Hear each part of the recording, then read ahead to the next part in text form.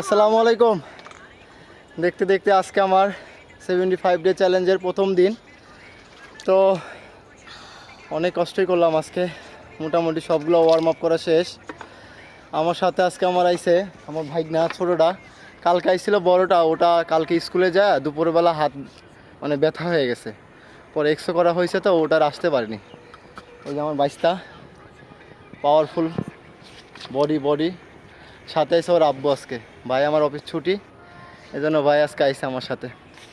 আজকে অনেক মানুষই আসছে, আজকে একটু আগে অনেক মানুষরা দেখলাম, ফ্যামিলি নিয়ে অনেকে আসছে।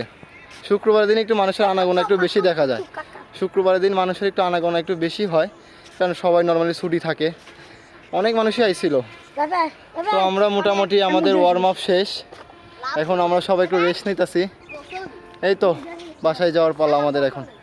দোয়া করবেন যেন আমরা কন্টিনিউ আসতে পারি এবং আমি আমার 75 ডে হার্ট চ্যালেঞ্জের যেন খুব শীঘ্রই এটা ভালো মতো করতে পারি এবং সম্পূর্ণ করতে পারি। আসসালামু আলাইকুম।